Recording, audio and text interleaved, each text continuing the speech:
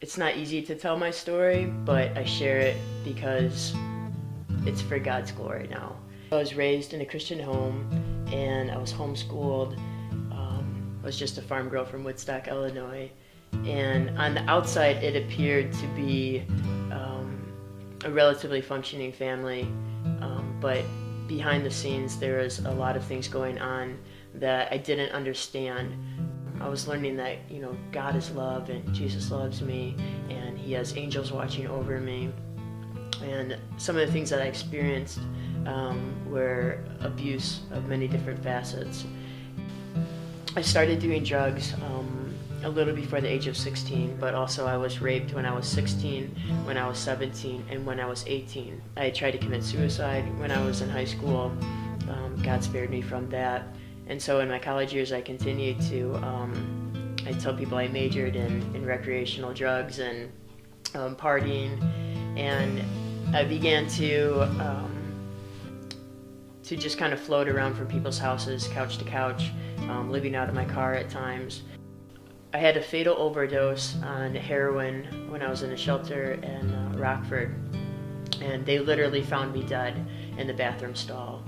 And in between me doing a pure line of heroin and them resuscitating me with coming out from the needle of the ambulance, I heard, "It's not your time, it's not your time." This was a distinct voice that I know was God's. And while that would be a really good bottom for people to think, oh, I think she's going to come up from this now, I continued to dig deeper and deeper. And though I didn't go back to the heroin after I withdrawed from that, I went right back to the cocaine. I went to several different rehabs, and a couple of them, the 30-day ones, I would complete, and some of the longer programs I would get exited from, and a couple of them I even graduated. But I always picked up within days or a week or two after I would either finish or get exited from the rehab. I spent almost a year and a half on the streets of Santa Barbara, in and out of shelters, but the last few months were some of my darker times of maybe 5 or 6 months, and living under a bridge, sleeping in a park at times, prostituting a body to continue to remain high, up for 5 or 6 or 7 days in a row.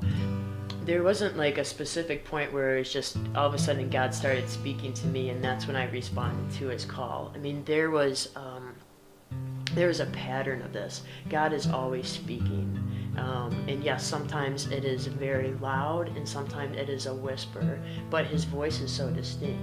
I remember walking the streets in Santa Barbara when I was prostituting, and there would be a person that would come and be walking in the opposite direction and would just say that God has not forgotten about you, that Jesus loves you so much, and they would walk past me, and I would literally turn behind and they would be gone.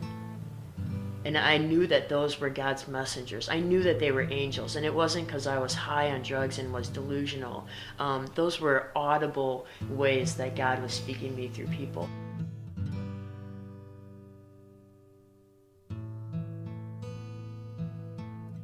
The beauty of God is that we don't have to come to a place of wholeness for Him to start using us. Is that because of His grace and His love, He uses us when we're the most broken. The word mess is in message. I remember in California sitting against a cement wall with some of the other prostitutes that I worked with, and them sharing their stories of rapes and attacks and abortions that they had, and telling them, God is with you. He is for you. He has not left you. He still sees you. And even when I lived on the streets, I was carrying around one of the many recovery Bibles that I had, and I would open it up, and there would be times when I would get together with other people living on the streets and pray with them and for them, sharing scriptures with them. And so God was someone that I talked with, that I had a relationship with, even in those really dark moments. It wasn't that He just started speaking to me, or I only started listening to Him once I came out of that lifestyle, but it was all throughout it that I was hearing Him. God is just so cool that He allows us to go through things that mold and shape us.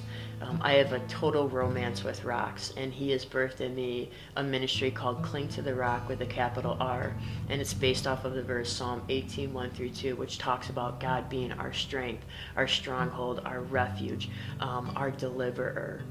When I received His deliverance from these addictions and this lifestyle, that's when He gave me the name of the ministry. And therefore, I had the message of God switched my rocks. I was once addicted to, I was once, the love of my life was rock cocaine, and I would do anything for it. And now God is my rock. And God always wanted to do that work in me. He was always calling me out. He was always speaking to me, showing me signs and wonders of His awesomeness, even in my mess. But this was the point where I was willing to answer His call. I was willing to take His hand that had always been outstretched to me.